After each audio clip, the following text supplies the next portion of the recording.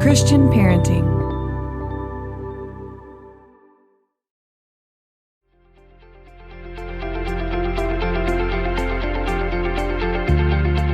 Welcome to Pardon the Mess. I'm your host, Courtney DeFeo, and it is December, folks. How's it going out there? Do you dread Christmas shopping? Do you love it? Well, we've got a few gift ideas over at Christian Parenting. So go to christianparenting.org/Christmas and you will get a free gift guide. And you can send this to your in-laws, to the grandparents, or you can use it as your own brainstorming place to come up with faith-based products and experiences. That's hard to say, faith-based products and experiences all in one place that you can get all kinds of people that you love in your life. So go on over to christianparenting.org/Christmas. All right, well, I need to tell y'all a little story before we get to the amazing Bob Goff. So, y'all, I'm so embarrassed to tell you this. I don't know what came over me. I always blame perimenopause, but I went to get my nails done at a new place with Ella, and she was like, "You're going to love this place." And then I'm not going to tell you what it is because they are fantastic, but we go to this place, and the guy that was doing my nails was particularly annoyed. He thought my fingers were too stiff. So he kept saying, relax, relax. And he would like pull on my fingers. And I was like, oh, okay. Like, I've been getting my nails done for 20 years. I don't have particularly stiff fingers unless I like caught arthritis in the last week. But like, I'm like, okay, sorry. So I keep talking to Ella. He does it again. He hits me on top of my hand with the nail file. And at first I thought, I think he's being funny, but he had a mask on. So I was like, I don't know if he's being funny. But then I reached over to look at my text because my mom was flying in, and he said, "Ma'am," and got annoyed with me. So my blood is starting to boil. I'm like, is he like yanking my fingers and slapping me on the hand? So Ella knows like she's about to blow. And so she looks over and goes, "Mom, don't. And so he kept doing it probably 10 more times, was yanking on my fingers, probably 2 more times, hit me on the hand with the thing. And I was like, okay, I'm trying. Like I literally have never spent so much time focusing on having relaxed fingers in my life. So then at that point, I'm so nervous I'm going to get in trouble that I start like kind of helping him and dipping my finger in the dip. And this is the breaking point for him. He's like, "Ma'am, stop helping me." And so I literally get so mad that I don't know what to do. I'm like frozen. I don't know what to do. I need him to finish my nails because I have a speaking gig, but I'm mad. And so when I get really mad, I cry. So I'm sitting there, tears are flowing, like literally down my face. I can't wipe them. I'm so embarrassed. And the manager walks by and she goes, "Are you okay, ma'am?" And I said, "No, I'm not okay. He is awful." And I look in this poor man's face and I said, "You are mean." I mean, I wish you could have seen Ella's face. And then I start crying harder and it becomes this whole scene. She comes over, gets me water. He has to pack up his stuff. He has to move on. They have to bring in another person. And I literally, because I was so embarrassed, I couldn't quit crying. And so then all of a sudden a new guy arrives. He's the general manager. He has to sit down, ask me what happened. I think they thought I was going to sue. And so, and then as you're saying it out loud, you're like, I can't believe I got that mad about relaxed fingers. I know you're laughing, but Ella was like, "Mom, what is happening right now?" So drum roll into the story. I started my period that night. I was like, wow, that was a new level of just PMS right there that I lost my mind. So if you're that guy and you do nails and grapevine, in the name of Jesus, I am so sorry for my behavior. I will do my best to work on my relaxed fingers, but I am so sorry. Y'all, you can't make this up. I hope that you're laughing and not unsubscribing from this podcast. Okay, here we go. We're going to transition to someone fun. I have a feeling Bob Goff would not yell at people out in public, but I did. So Bob Goff, I have loved him for so long. He's one of those people, and I told him when we got on that I was nervous, and he's like, "Why?" I'm like, I don't know. If people say, "Who would you have dinner with?" 5 people. I'm like, it's like Princess Diana, probably one of the presidents. I mean, of course, Jesus, maybe Paul, and then Bob Goff. Like he's up there on my list of people I just want to hang out with. So I was super nervous. His book, Love Does, impacted me so greatly. And if you haven't read that and your kids haven't read it, just get a hold of it because he has a way at talking about how we love and interact with people in a way that is just whimsical and fun and not a lecture. And he just really was a part of my first book. Like me realizing that my kids could experience faith in a fun way just really got my attention years ago. So it was a delight to talk to him. And why is he on here? Well, he's got a new devotional called Catching Whimsy that we'll talk about, but I really wanted him to kind of pick at us about how can we just be who we are? Like, how can we just live with childlike faith? And he encourages us in so many ways to kind of just show up as we are, quit comparing ourselves and find joy, stay curious about how God made us, and then uniquely show up for the kids and nieces and nephews and people that we have in our life on how can we uniquely show up, allowing them to be themselves. So he has this whole thing is packed with wisdom. That's just how he rolls. He just talks, he sprays confetti and just wisdom everywhere he goes. So I pray as we go into December that this will help us just lighten up a little bit, stay curious in how God made us, how he made our kids, and just experience a little more joy as we go about just bringing faith to our lives, our everyday lives. So enjoy Bob Goff.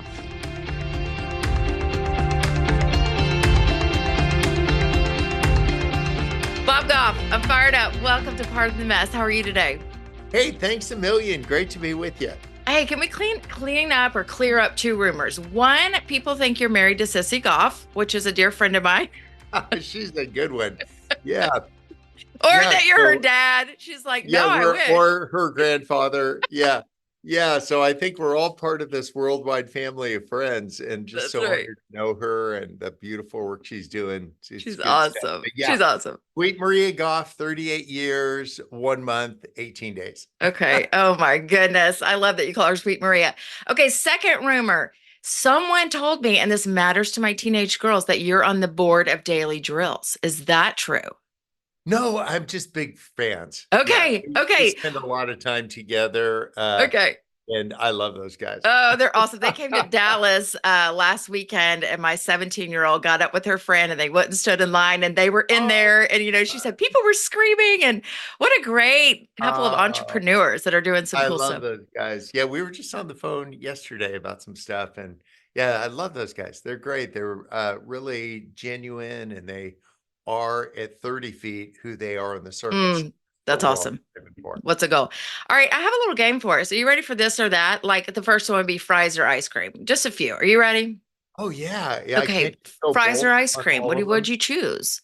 Yeah, I just don't live Enneagram 7. Don't live in a binary world. We just think everything. Yeah, I'm a big fan of both of them. So I would think ice cream. Yeah. I think sometimes if you pound a bunch of French fries, sometimes you don't feel that great. Right. But I always feel great pounding it. Then this may be a horrible game for you. Okay, next one: Canada or California? These are tough questions. Oh yeah, I like them both for different reasons. Canada in the summertime. Yeah. Okay. I would second that. Being a Texan, I'm told my husband this summer when it was like 106, I was like, we're moving. Like the house is for sale. We got to get out of Texas in the summer. Yeah. So, okay, teaching law or practicing law? Oh, I think teaching it, because I want to inspire young people that are entering it that being a lawyer is awesome. I mean, it's a terrific opportunity to do either good or bad, but it's a terrific opportunity to do one of those two. And are you still doing that right now as Pepperdine? Is that right? Okay. Crazy. They still let me do stuff up there. That's awesome. Okay, I think I know the answer to this one, but would you rather go watch a Broadway musical or spend the day at Disney? Oh, definitely Disney. Yeah. I'm not much of a spectator. Okay. All right, two more. Would you rather be on, and I'm going to make a motion for this, would you rather be on Dancing with the Stars or America's Got Talent? I don't think I'm that talented, so I can't think of anything I can do that would dazzle anybody, but I can't dance either. So I guess it would just be a nice comedic relief. Yeah. Like, that guy is so bad. Man, we're into it. We've been watching this is something my teenagers and I watch, is Dancing with the Stars. And I just love watching people go from like a brand new thing to just, they're getting it. So I'm like, can I take ballroom dancing? That's something I might do. Yeah, come on, get out there. I love it. All right, last one. This is a hard one, but parenting or grandparenting? Oh yeah. Yes, for different reasons to both. But where I am, kind of where my feet are, is solidly in grandparenting right now. But it's kind of funny that, and you'd probably agree that you're never really done with the first one. So yeah. The second one, you still get kind of the first one. You just have a different relationship. You just say, hover over each of the people in your family and say, what do they uniquely need that only I could give them right now? Yeah. Asking that question, and you hover over grandkids, kids, stepkids, like, whatever your family circumstance is, or other people's kids to say, what can I contribute to their life? I'm a big fan of like sending notes. So Mm, even this morning, so I could bang out 20 or 30 notes this morning just to encourage people, other people's kids, to yeah. say, wow, I really see that in you. Or I think that's one thing we can do. It's not just blow sunshine at each other, but that idea of just like a cool cup of water on a long run. I love that. And I think you're right with other kids. They almost listen more because they're like, there's a line in Wonder where that kid is bawling about his looks. And he says to Julia Roberts, "You just have to say that because you're my mom." And she said, "No, almost like, no, I have the authority to say that because I know you best." But I do see that my kids, when someone else encourages them, like a coach or a mentor or another mom, they're like, "You think that too? Like, not just my mom thinks I'm Yeah. awesome." There's something unique about that. If you want to do something for me or you, do it for our kids. Uh, Mm, if I wanted something, I'd have two of them parked in the garage. But instead, to just say, like, you know what, if you want to do something nice for me, just pour into my kids. yeah. Uh, that's what we've explained a lot around our family is that for our kids, my friends are their inheritance. They don't Yeah. get a 401k or a bunch of junk. They get my friends. Yeah. So we've set up these meetings between my kids and my friends now. Said don't meet at the wake because I'll be elsewhere. I'll be in a jar, or I'm thinking snow globe maybe. Um, but I won't be actually present. And so what I'd like you to do is meet now and then become friends, so that you can do life together. Because Yeah. 8 billion people, you and I picked a small handful of people that are on the inner circle. And then to have that handful of Mm. people in a spontaneous, not structured way pour into the people that matter the most to us, that's the money. I love it. I'm going to try to refrain from making this entire conversation about me gushing how you changed my life, but let me just walk you back. So I was at Chick-fil-A marketing and was having like, and as you talk about in your new book, Catching Whimsy, like to work on cows and how to help people fall in love with chicken was the most fun. Like it was literally photo shoots with cows and they would get pressure washed and there was labs helping turn their heads and just what costumes we put on. It was the most fun. So then transition into parenting. And I was like, okay, I'm staying at home with these girls. If I can use how God wired me to help people fall in love with chickens, sure, certainly I could do that with how my kids see Jesus. That it wasn't, I just didn't want the law. I didn't want them to feel so boring. Like it was like a death sentence to be a Christian. And so I read your book and it just lit something in me. I ended up writing a book about In This House We Will Giggle, saying like, let's take our kids on an adventure instead of telling them you need to be generous. It's like, let's go actually be generous with someone and show them what it feels like. And so I just thank you for your work. Thousands and thousands of people were impacted by Love Duds and kind of seeing a version of Christianity that was like, whatever that is, let's do that. Let's do that. So filter that into your current project and how you would talk to the idea of catching whimsy and just the role model you've been to so many of us as it relates to raising kids and our families. Yeah, I remember the founder of Young Life, maybe you heard as well. The phrase that he uses that it's a sin to bore a kid. Mm, But I think it's like kind of a sin to bore a parent too, and to bore a single person and bore a college person, that we somehow lose our creativity along the way, our curiosity about things, that we're aiming for something that's just like doesn't ruffle too many feathers. And instead, I want to just stir it up a little bit. But I don't take any joy in stirring it up by taking whatever the issue of the day is. And right. I don't have a lot of time for cynics. And I wish them well on their adventure as they see life through that prism. But Diogenes, the founder of cynicism, he would walk through Athens every day at high noon, and he always held a lamp that was lit. And people would say, "What are you doing? It's high noon." And he said, "I'm looking for virtue." And Wow. so I think as we look at our kids, our spouses, if we have them, co-workers, that we're looking for virtue. You're always on the hunt for that. And not just kind of a confetti, unicorns, blow sunshine at everybody thing, but to actually looking for these virtues, Mm, the tenacity and all these characters. Maybe if I could get a hold of a law student and say, let's talk about character rather than career for a second. mm, Let's talk about when it craters rather than when you have the big win. Because yeah, everybody has a big win. I want to know the rest of the time. that's Because right. everybody that has a big win, there's somebody else that had a big loss. That's right. That's So right. how can we have both ends of that? It doesn't just have to be yippee skippy, but that we could celebrate with people, we could grieve with people, we could feel the full range of emotions. We need to kind of show up. And then there's this guiding principle that wasn't my idea, but someone else's, that we can only take people as far as we've gone ourselves. Mm, And so to say, I want to go a little further, a little deeper, I want to be really intentional about what I do. I don't want to just have hopes, but I want to have plans for those yeah. hopes. Yeah. Hope without a plan is a wish. So So good. not just Yeah. wishing on shooting stars and four-leaf clovers or wishing on Jesus. I want to just say, like, okay, God has given me some unique perspectives on life, a Mm-hmm. unique group of friends, some really unique opportunities. I want to get my head on a swivel, Yeah. see what's going on around me, see what's going on within me, and then do something about it. Yeah, I love that.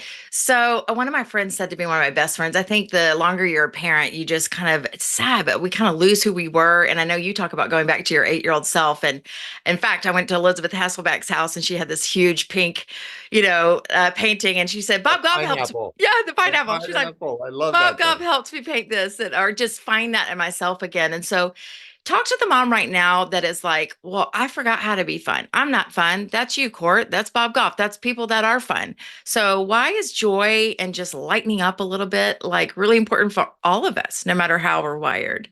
Yeah, like the whole idea, if you want to dazzle the angels, go be you. Mm, So let's uncover what that is. For each of us, we interact with life differently.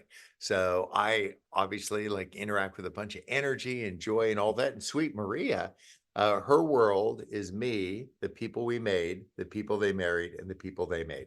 That's it. love Like it. that is the beginning, middle, and end. When she had written a book a number of years ago, and sometimes when you have book launches, there's a lot of things going on around it. And we had a medium pizza. She got it. She's like, it's long. So everybody does different things in different ways for different reasons. Yeah. And so to delight in that, to Yeah. say, so for the mom feeling the pressure, the dad feeling the pressure, like I need to be fun mom or fun dad.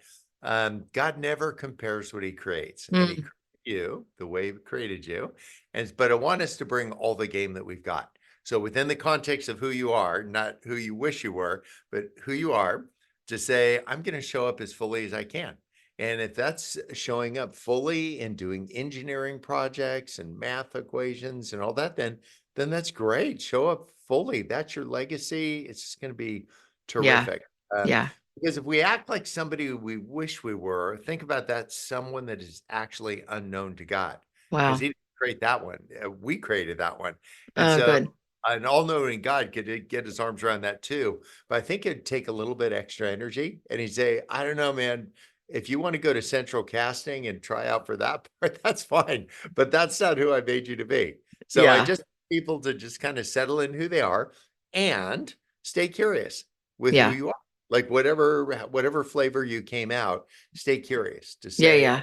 why that works that way. And if we could engage ourselves and the people around us with curiosity, there's some people that look older than their chronological age. Yeah. I do. Look like, yeah, they're just like they're 40 and they look like they're 80. I think they just lost their curiosity. Mm, And that scripture in the Bible where Jesus is talking to a group of people that are trying to argue about who gets the big chair. He said, I tell you the truth, unless you change and become like a child, you'll never enter the kingdom of God. And wow. that's not Yeah.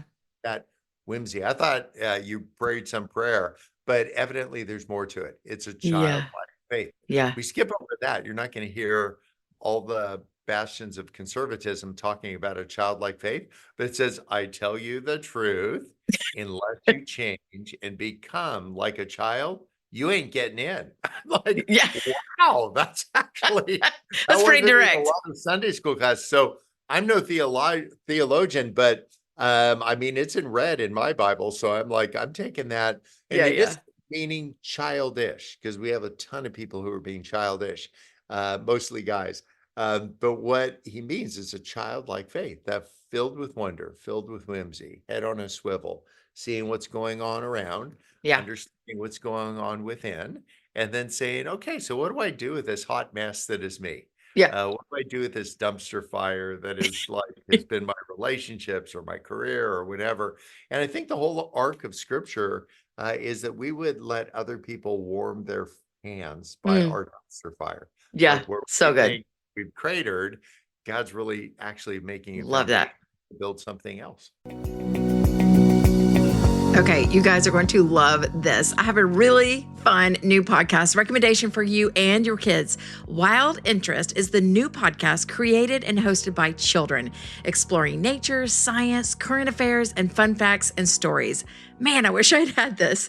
The series celebrates our innate curiosity with childlike innocence that touches the heart and sparks the imagination. Parents, you're going to love Wild Interest because it's rooted in kindness, compassion, and curiosity. And kids, you're going to love Wild Interest because it's made by kids like you. Hear what it's like to track nature in the deep woods or avoid being tracked on the internet, or why some sailors are living on a half-sunken ship in the middle of the South China Sea. It's wild.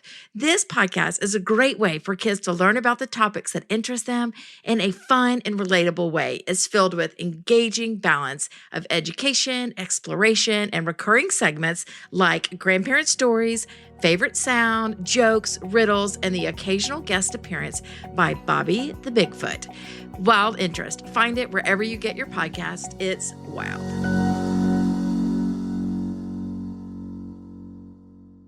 Hey, let me ask you this. What did that look like with kids? So again, I've said like 90 times I have teenage girls, but watching them, gosh, they were so who they were at first grade.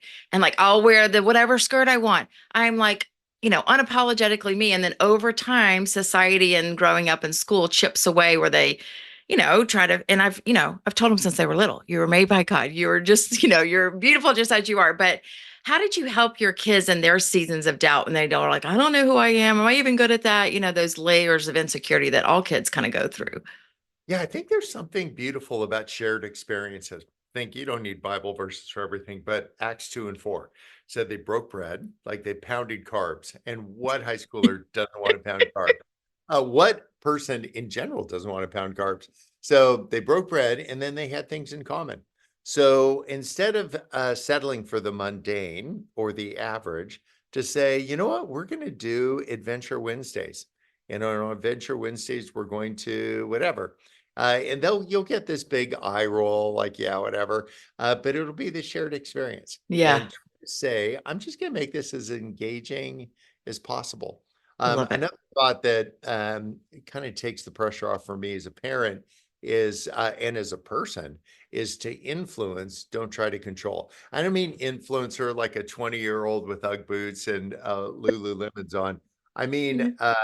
somebody who is exerting influence in beautiful ways. Like we just keep pointing, hey, I'm going to do that. Do you want to come?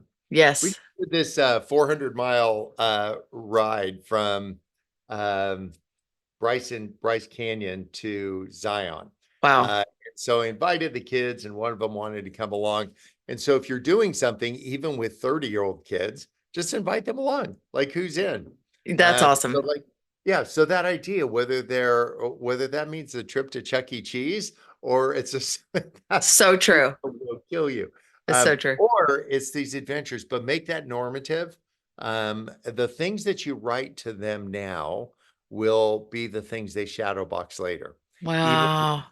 even when it's like their 13th, say, you know what, this is not clicking now, but I promise you they will put that in a shadow box when we're long gone. So yeah, Wow. junior That is camp going to is really sit with great. me. Yeah, Oh, it's think so about good. Can that. you tell us? Go ahead.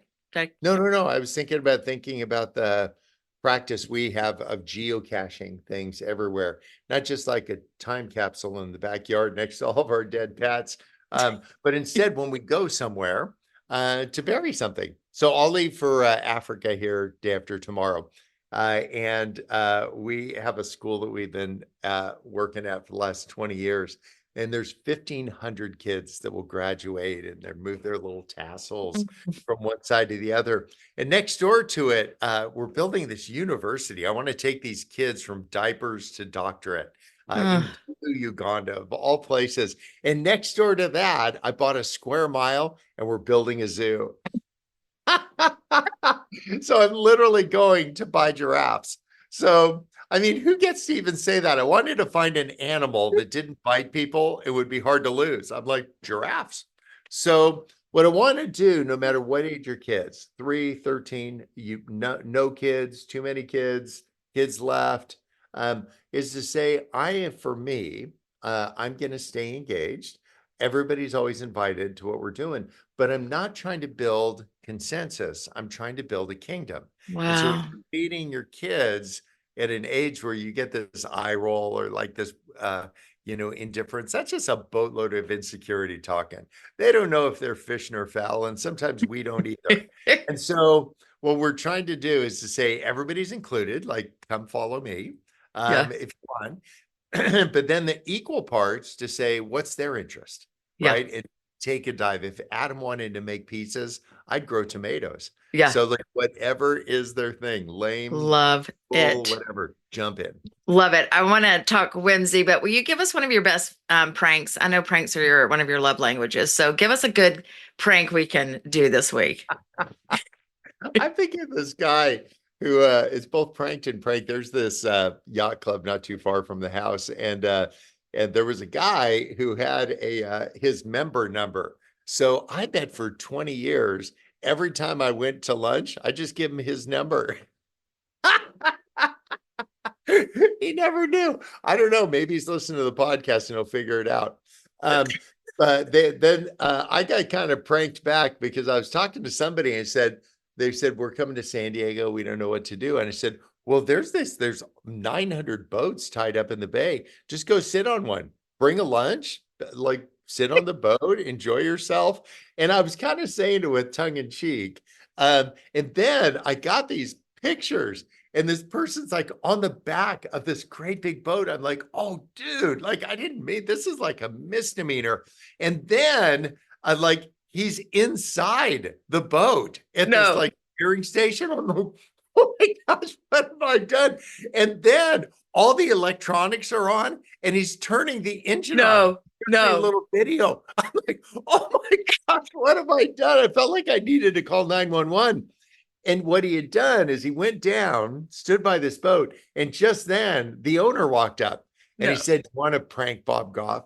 So what we're going to do is we're going to do this." Well, they became famous friends. They spent the whole weekend together. They started the How boat, they awesome. went out for a cruise. But I'm watching this thinking like they've just hijacked somebody's boat. You're like, I should have left a disclaimer. Like, Yeah, actually, no. there's also a place called Metzger Farms. And Metzger Farms, you can buy a dozen baby ducks. They'll mail to you to like 1 day old. They mail you these in a box with some holes in it. So if there's somebody that does something super lame, I duck them. I just send them a dozen ducks. And then what are you going to do? You just got to raise them. So yeah. That's And if somebody amazing. really ticks me off, I'll double duck them. I'll send them 2 dozen. Amazing. Oh, I love it so much. I'm definitely the prankster of my family, and it's not always received well, but so fun. I mean, just the joy. And that's what I'm so fired up about Catching Whimsy. It's coming out next week and it's a devotional. And so I think for those of us that have even forgotten to live like this or forgotten to explore the possibility of just lightheartedness and joy and what God's going to do, I think this daily rhythm with you is going to be really fun. And so, couple thoughts. What is whimsy and what are you hoping people catch when they read it? Yeah. So I write books for people who I would describe as church adjacent. So Mhm. they're not like in front row in the choir, but they're not these snipers that are saying snarky things about the church. It's the guy at the tire store. He's just Mhm. like, he gets it. He's like, there's church. I'm just over here. I'm like I'm just working. Yeah. Um, and so I want people to feel welcome. That's why I write books and never put Bible verses in them. Wow. Somebody called me up. They said, I read your book and there's not enough Bible verses. I'm like, you need to read more closely. There are no Bible verses. And that's rounding up. But I also am a scriptures guy. Like I don't have quiet times. My mornings are really loud. What I'll do is Mhm. I'll take everything from the day before and I'll check it against the scriptures. I'll say, what does Paul say about that? And then I don't say snarky things or wave a bony finger in somebody's direction, but I just say, like, what a take a deep dive. And so this is a chance to just kind of weave these together in Hmm. a book. Matthew 13, it said Jesus never spoke to anybody without telling them a story. And Love so it. sometimes in books that are devotionals, you read information about there's 4 words for love in Greek, agape, phileo. I want to hurl. I don't care. Just tell me somebody who's loved you well. Like, Mm, tell me a brief little story. Don't make it all about you, but I want to see myself, and then I want to apply that in a really practical way today. So yeah. that was the intent. So I thought, let me write 365. Actually, it was leap year, so I do 366. So let me write down stories that connect with faith, that Yep. connect with scripture. Yep. And so that's a little bit of a departure for me from what I normally do, not in my personal life, but I'm usually thinking for the person church adjacent, but I want that person who's church adjacent to know the power of the scriptures. This Yeah. is Matt. He said, you don't know the scriptures, you haven't experienced their power. And Yeah. so for somebody, I just feel like I want to help them connect those dots together in beautiful, winsome ways, but I'm not trying to control it. Yeah. I'm trying to influence it. Yeah. I know my first purchase of this book is Liliana. She may be listening, but I met her at the eye clinic. She's the manager of the Sparrow Eye Care and she just got baptized Thursday and she's in that like state of headlights, like deer in headlights where she's like, "What now? Like what now? I have like so much sin to take care of. I have so much like she's just kind of frozen." And she said, "I don't even know someone that will walk with me." And I'm like, so she's like, "Can I have your cell phone?" I'm like, "Totally." So I'm like, I can't wait to get her that just to like because I think immediately we pop into like, what are the 5 things I need to do? How am I going to get this right? How am I going to achieve? And we just forget the adventure part and the joy of like literally discovering Jesus through love, right? I think it's well intentioned, but for parents out there and others, sometimes we're really hard on ourselves. Hmm. Like we just keep hitting ourselves, and you just need to remind yourself, I'm not a pinata. Yeah. Myself, other stuff comes out. This is not candy. So what I want to do is just chill out a little bit, get a puppy if you need to, and then just relax and saying, I'm just going to try to show up today as best I can, Yeah. knowing that I got a lot of tattered edges and all that. But God doesn't see us as these like remodels. Mm, Known we're actually tear downs. But what he's not trying to do is have us become hmm. a better version of us, but a Right. more accurate reflection of him. And so that's been kind of helpful for me. Like I don't want to be a better Bob. That is not my goal. I want to Yeah. say, how could I, and not with somebody nice like you, but somebody who's kind of a jerk, how could I show up with kindness and to say, hey, I don't need to reflect all that back to them. Yeah. I don't need to get beat up by it. Um, but to say, how can I engage that with love? Or some people do some things that are real head scratchers. And just instead of putting like them on the shelf of like bad person or whatever, just say, I bet their life is as complicated in different ways than mine Mm-hmm. is. And it Yeah. just helps my empathy grow. And then I walk around not calling balls and strikes like an umpire, but walk around like an usher, like just, hey, is there anything I could do? Like we're the Wow. concierge in the hotel lobby, and somebody says, we're hungry. And I say, well, I don't know, man. What do you want? You want a hot dog? You want creme brulee? Like just different parts. Let's go and help people get what they need. Oh, so good. All right, last question. You can end here if you like. But oh wait, I have a quote I wanted to read. It's from the book, but whimsy isn't something we just stumble into, happen upon, or that sticks to us unnoticed like a dryer sheet. It is something we need to chase after every day with intention, resolve, and tenacity, not unlike a child trying to catch a bubble as it floats in the air. Love it Yeah. so much. So, give us an example from your life besides giraffes and zoos. What is something you're currently chasing after in your own life? Oh gosh, we're chasing after kids. I love the idea of saying, what adventure are they on and what can I uniquely do to help out? So think about that. God creates and then he hovers. Like that's just Mhm. Genesis. And so think about all the people or the friends that you've created and to say, hover over them. What do they uniquely need that only I can give? And if you go through this audit to not just think that would be swell, but like think it, do it. Yeah. This is called a pen. Like just send somebody a note and it'll mean so much to them that you just take a couple minutes. And this isn't about like, there's nothing on the other side of the equal sign. It's not so people will like you more because they already like you more. Yeah.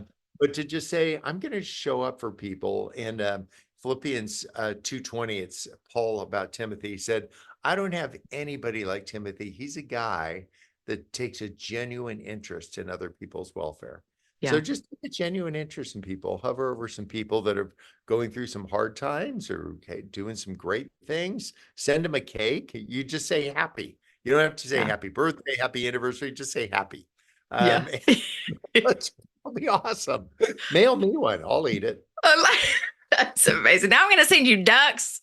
I'm sending you all kinds of things. Cake, yeah, don't put them in the same box. Awesome. Hey, heartfelt. Thank you for the work that you've done and just for being you. It's really been helpful to my life. Oh, I'm glad we're in this together. I think all together we make one really well-adjusted person. Individually, it's hopeless. But together, kind of like stone soup, everybody throws in what they got, and then you'll have this beautiful life. Yeah. Love it. Love it. All right. Best of luck. I can't wait to see Catching Whimsy just go all over and just spread joy, not just sunshine, but joy and and Jesus, all the good things. Oh, thank you. Thanks a million. Thanks.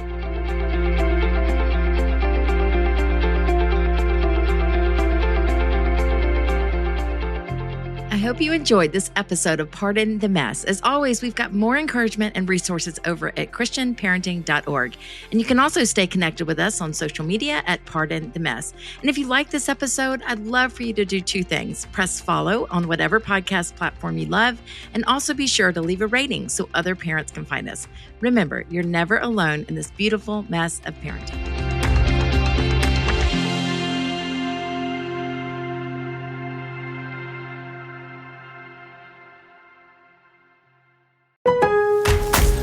Get even more savings this holiday season by becoming a Milo's Rewards member. Don't miss new member deals dropping every week, like $15 off a purchase of $50 or more on select Bounty, Charmin, and Puffs paper products. Plus, get free standard shipping with Silver Key status. Just one more way Lowe's is here to help you shop, save, and enjoy the holidays. Join for free today. Milo's Rewards program subject to terms and conditions. Visit Lowe's.com/terms for details. Subject to change. Exclusions and more terms apply. Visit Lowe's.com/shipping terms for details.